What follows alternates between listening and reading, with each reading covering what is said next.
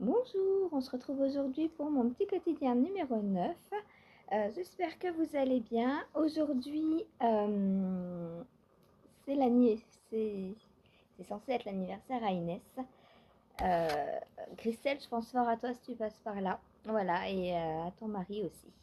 Bon, euh, je vais vous montrer ce que j'ai fait hier. Donc, pour la question est-ce que ça va machin, on fait aller, de toute façon il n'y a pas le choix, faut avancer, voilà. Donc j'ai pas de nouvelles, on est le 9, j'ai toujours pas mon salaire de décembre, mais bon voilà, merci à vous en tout cas, heureusement que vous êtes là, franchement toutes les tricopines. J'ai eu des messages, franchement ça fait chaud au cœur. Et oui, je sais qu'elle est dans ses torts et le problème c'est qu'elle m'a menacé que si je réclamais quoi que ce soit auprès des prud'hommes et quoi que ce soit d'autre, elle porterait plainte pour faute grave et comme c'est sa parole contre la mienne et que je ne pourrais rien prouver si jamais elle le fait, bah j'ai pas envie de perdre tous mes droits de garde à venir donc je vais éviter d'entrer en guerre quoi, c'est pas mon genre donc on va pas entrer en guerre, voilà. Donc j'attends. Et puis, et si le 15, j'ai pas de ces nouvelles, si j'ai pas de fiche de paye, si j'ai pas de salaire de décembre ou quoi, j'irai voir Page Emploi pour leur expliquer la situation. Enfin, je leur téléphonerai parce qu'il n'y a pas ici de site Page Emploi. Mais vu que c'est des spécialistes en nounou et assistantes maternelles, ils sauront, je pense, quoi faire. Voilà. On va parler tricot. Mais un grand merci à vous, franchement, tous vos messages. Et Sonia, Sonia, un gros bisou, je pense que tu vas passer par là. Sonia, elle m'a fait un petit virement aussi pour m'aider, elle est adorable et merci, merci, merci. Voilà, ça va permettre de passer une facture. Voilà, mais c'est pas négligeable. Merci beaucoup, Sonia. C'est vrai que j'aurais préféré avoir ma paye, mais pas de ta part, hein, bien sûr. Mais bon. Alors, hier, donc j'ai... Oh, vous voyez quoi? Vous voyez du jaune. Mais qu'est-ce qui se passe? Vous voyez du bleu? Vous voyez du jaune? J'ai terminé donc la partie test de mon pull et j'ai commencé la capuche en jaune donc comme je vous avais dit parce qu'en bleu donc il me reste ça et le petit bout que j'ai pas détricoté, donc je vais le détricoter voir combien il me reste en tout et parce qu'il me reste encore les manches et les manches je me disais que s'il me reste assez de jaune, peut-être je peux faire des rayures 1-1, comme ça, pour les manches. Mais je sais pas si je vais avoir assez, si je vais avoir assez aussi. Donc je vais voir. Pour l'instant, je fais ma capuche. On y va étape par étape. Donc, hier quand je vous ai quitté, j'en étais dans le dos. Donc j'ai terminé le dos. Ensuite, donc on a creusé les épaules. On est venu faire donc un rabat à 3 aiguilles. Alors normalement, le rabat à 3 aiguilles, il se fait sur l'envers pour ne pas voir la couture là. Moi j'aime bien, je trouve que ça fait un petit plus au vêtement. Et je trouve que le rabat est du coup plus solide. Vu qu'il est sur l'endroit, euh, je le trouve plus solide. Donc moi je fais toujours mes rabats à 3 aiguilles sur l'endroit. Donc j'ai fait mes 2 rabats puisqu'on a 2 épaules. D'ailleurs j'ai coupé le fil un peu court là. J'ai rentré tous mes fils hier pendant le live et c'était pas une mince affaire, hein. Il y en avait pas mal vu qu'au début on fait un côté, on reprend le devant, on refait le dos, on reprend et tout, on assemble. Ici on vient coudre, ici là, la couture est ici, on la voit même pas, hein. Franchement c'est propre, propre, propre. Pareil on a fait une couture à 3 aiguilles ici, on vient, on vient tricoter en fait la première maille du devant avec la première maille du derrière et on fait une seule maille pour les deux et comme ça c'est cousu. Voilà, ça c'est une technique que je connaissais donc pas de problème. Ça attrape toutes les pluches ça. Alors là, aujourd'hui, vous voyez bien. Il fait gris, donc vous voyez. C'est bien, c'est cool. Donc, il va se porter donc comme ça. Hop. Alors là, je peux pas vous le mettre parce que j'ai déjà un pull. Quand il y aura les manches, je viendrai vous le mettre, vous le montrer. Ensuite, donc une fois qu'on a fait les deux rabats à 3 aiguilles pour les épaules, on vient relever des mailles donc à partir du devant, tout le tour du dos jusqu'au devant pour faire la capuche. Et derrière, il y a une petite finition hyper sympa. Donc on place des marqueurs quand on monte les mailles pour faire cette petite... alors moi je dirais pas une finition, je dirais une petite déco, mais en fait c'est un jeu de... Donc on continue nos mailles glissées. Et là on vient faire 2 mailles envers, 2 mailles en droit, 2 mailles envers. Et sur le côté, on vient faire aussi à une maille du bord des marqueurs des augmentations à rythme irrégulier. Alors au début régulier, pendant X rangs c'est tous les 2 rangs, ensuite pendant X rangs c'est tous les 6 rangs, et après je crois que pendant X rangs, là j'en suis à X rangs tous les 6 rangs, X fois tous les 6 rangs du coup, et après je crois que j'aurai X fois tous les 12 rangs l'augmentation. Donc là, on voit qu'on augmente plus rapidement et là, ça se calme un peu. Voilà. Donc là, je vais continuer ma capuche. J'adore tricoter ce pull. Franchement, il est trop bien à tricoter. Et je trouve que ce jaune avec ce bleu, ça va trop bien. J'ai bien choisi, je trouve. C'est pas pour me lancer des fleurs, hein, mais moi, le jaune et le bleu et le rose et le bleu, j'adore ça. De toute façon, c'est les deux ensemble, je trouve que ça va trop bien.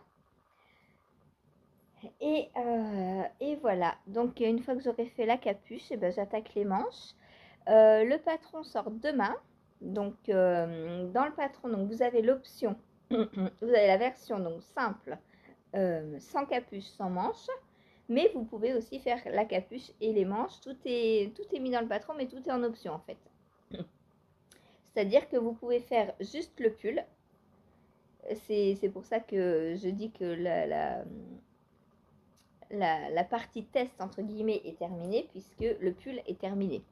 Après, ce que j'ajoute, je vais le rajouter au fur et à mesure dans Ravelry sur mes photos.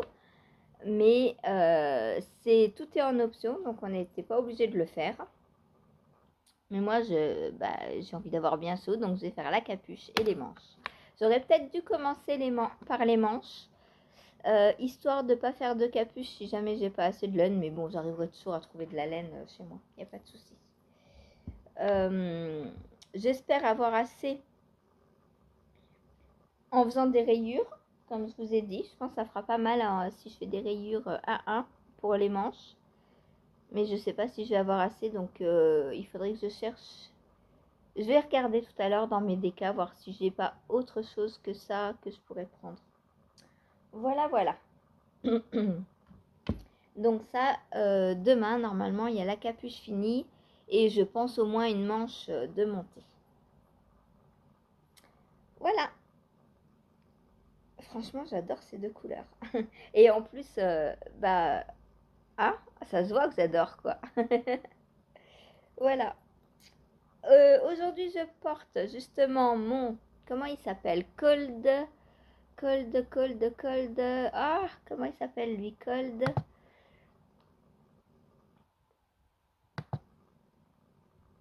Je ne sais plus. Cold de quoi? C'est de Merland. Donc... Mélanie Berg. Et il s'appelle... Cold... Je sais qu'il y a froid dedans. Cold, donc. Et le nom, je ne sais plus. Ça fait longtemps que je ne l'ai pas mis, lui. Je l'ai tricoté en Plotulopie. C'est le Cold Sunlight. Voilà. De Mélanie Berg, c'est ça. Je vais vous montrer la photo de Mélanie. Hop. Donc voilà la photo de Mélanie. Alors, on peut pas... Voilà. Donc avec du jacquard sur le bas. Ce qui est très bien pour commencer le jacquard parce que si on a des problèmes de tension, franchement, je vous le conseille. Parce que c'est embêtant quand c'est sur le yoke, le jacquard. Mais là, il n'y a pas de yoke en plus. Vu que c'est un pull à épaules tombantes. C'est un drop shoulder, c'est en anglais on dit. Donc avoir du jacquard que sur le bas, c'est pas mal pour se faire la tension, pour s'entraîner à avoir une bonne tension. Parce que sur le bas, vu que le pull est fluide sur le bas, si c'est trop serré, c'est moins gênant que si c'est sur le haut. Voilà, je peux vous montrer d'autres versions. Très très belle aussi. Donc elle a un peu rallongé en bas. Un peu plus que ce qui n'était dit. Sinon, il y a 50 projets, donc vous pouvez aller voir hein, sur Ravelry. Ici, dans projet, quand vous êtes sur un patron, vous avez projet et ça vous met toutes les fiches Ravelry de toutes les personnes qui l'ont faite. Ah bah elle l'a même fait en gilet, dis donc. Vous n'avez pas vu. Donc elle a dû faire un stick, je suppose. Je sais pas si elle l'explique, on va aller voir. Hop.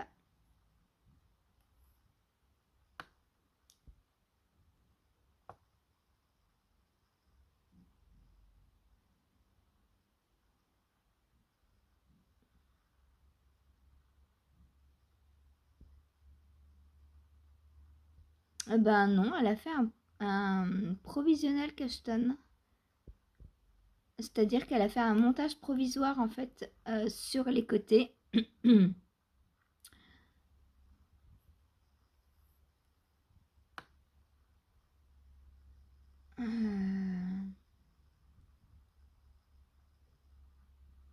n'a pas stické.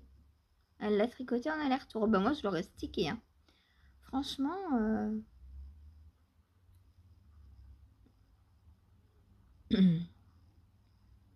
Et elle détaille tout jour après jour comment elle a fait, ce qu'elle a fait, etc. etc.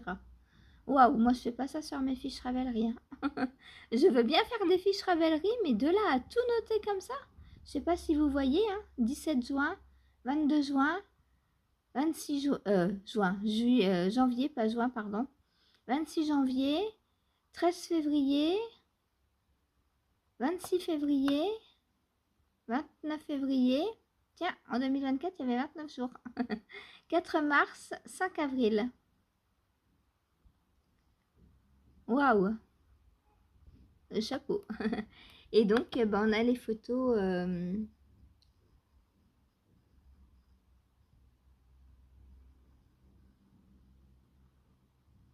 On a les photos, donc là, le bas du corps. Ah, mais elle a fait un gilet, mais attendez. En haut, elle l'a attaché. On voit pas ça sur les photos. Bah, ah non, c'est en bas. Oui, ça c'est le bas. Bah, je sais pas comment elle a fait alors.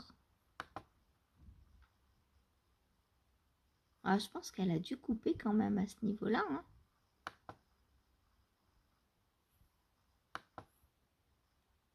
Parce que là, on n'a pas l'impression que c'est tricoté à plat. On a l'impression que c'est tricoté en rond sur le bas du pull, du gilet. Je sais pas trop comment elle a fait. Bref, elle marque pas qu'elle stick. Mais moi, je pense qu'elle a stické quand même. Hop. Ensuite, on a des versions plus classiques. Il en faut aussi. Voilà. Pareil, bien allongé sur le bas. Mais ça, c'est tout à fait faisable. Hein. Il suffit de rajouter du jersey ou de mettre le jacquard un peu plus bas. On a des versions avec plus de couleurs aussi.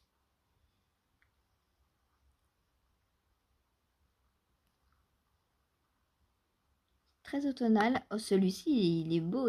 Waouh, on dirait une flamme.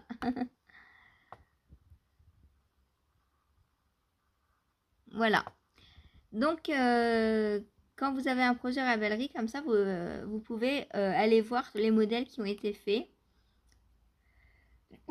Pardon. Et comme ça vous permet de regarder, par exemple, pour une taille 6, la quantité exacte que la personne a utilisée, ou si elle a fait des modifications, si vous voulez faire aussi des modifications. Si... oh, bah c'est le mien, là. Si... terminé le 23... en août. Je l'ai fini en août, lui. Oh, je me souviens pas. Les pages Ravelry, c'est très très très utile. Ça peut donner aussi des idées de laine. Si vous ne voulez pas prendre la même que j'allais dire Béatrice Maz, que Mélanie. Donc Mélanie a pris de la Pasquali pour le faire. Je vous retourne. De la Pasquali, moi j'ai pris de la Plötulopi. Donc la Plötulopi, c'est une laine mèche islandaise qui se vend en galette, qui n'est pas très cher. Je crois que c'est 5-6 euros la galette à peu près. Moi, bah, le bleu, c'était... Bon, je crois que tout était des restes. Je crois que tout était des restes. Donc, j'ai pas utilisé 3 galettes entières, hein, puisque 1, 2, 3. Mais là, vous voyez, j'ai quasiment rien utilisé. Le bleu, pareil, j'ai presque rien utilisé. Le plus, c'est le coloris naturel. Oups là, je les ai fait tomber. J'espère que vous n'avez pas eu trop mal. Le plus que j'ai utilisé, c'est cette couleur-là, et il m'en reste. Donc, j'ai pas utilisé une galette non plus. Donc voilà, maximum, je sais pas si j'ai mis combien il pesait. Oh, bah vous tenez plus. Faut rester bien correctement, hein, s'il vous plaît, quand même. Je sais plus si j'ai noté combien de grammes j'ai utilisé. Non, pas de note. Attendez.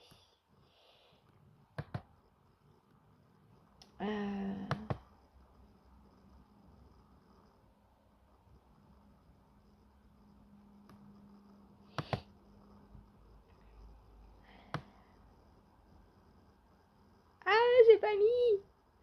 Je l'ai commencé le 7 août et je l'ai fini le 19 août. J'ai mis 12 jours à le faire.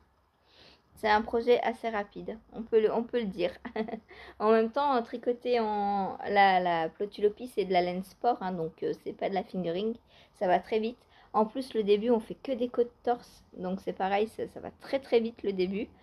Et une fois qu'on a fait toutes les côtes torse, on vient faire du jersey, donc c'est très simple. Très très très très simple comme construction.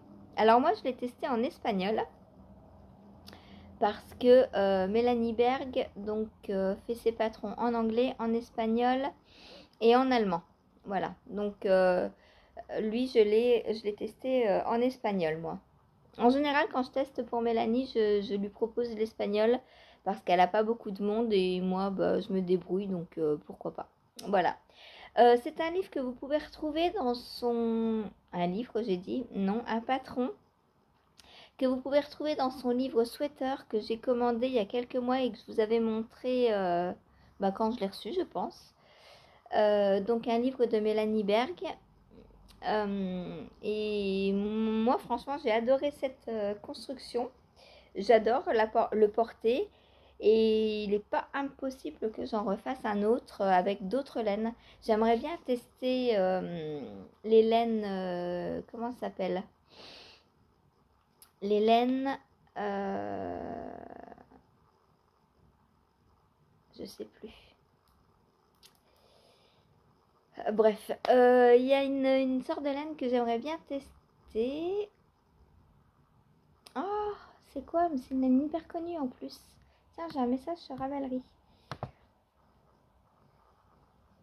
De Monsieur West. Oh. Un update du Gogo Dynamo. Ah, va falloir que je le reprenne, tiens.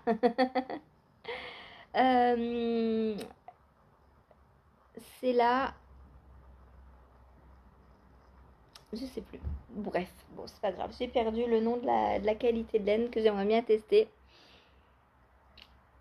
Il y a... En plus, je vois les sortes de laine dedans. Elles ont des noms féminins. J'arrive pas à remettre le nom dessus, mais... c'est perturbant quand on en a tant de... J'ai Antigone. Ah, Dererum Natura, voilà. Je voyais les noms de catégories, les noms des pelotes, mais j'arrivais pas à retrouver. C'est la Antigone. Alors, la Dererum Natura en règle générale. Euh, parce que c'est des laines, pure laine. Et du coup, j'aimerais bien les tester. J'ai jamais testé de Dererum Natura encore.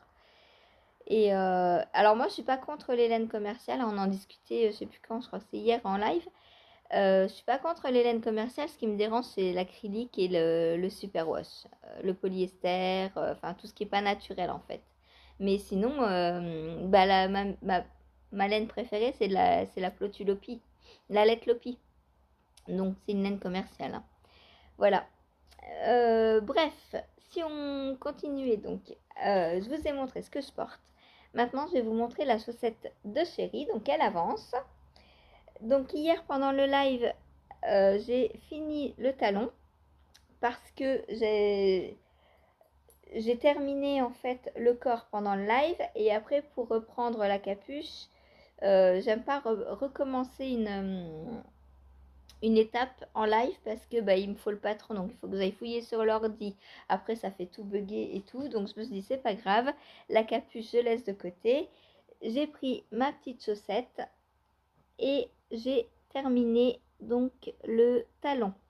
Donc j'ai fait le talonnet là que vous voyez arrondi, puis j'ai fait les diminutions du gousset.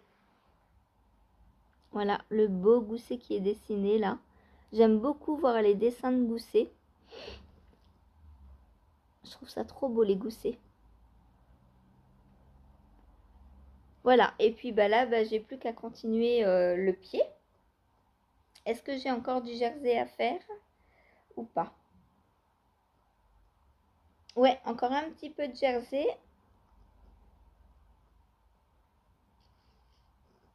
Quoique, si un petit peu quand même. Comment que ça se fait que je suis à la fin du gousset?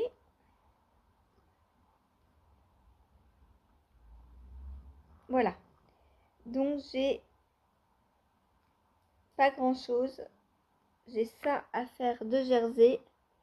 Et ensuite, je reprends mes motifs pour le pied. À partir de là, donc, je redessine un motif donc avec les petites niches en maille en vert, un motif avec les petites niches en maille torse, et ensuite j'attaquerai la pointe. Voilà. Donc là, je vais refaire. Il y a combien de centimètres à faire? 1, 2,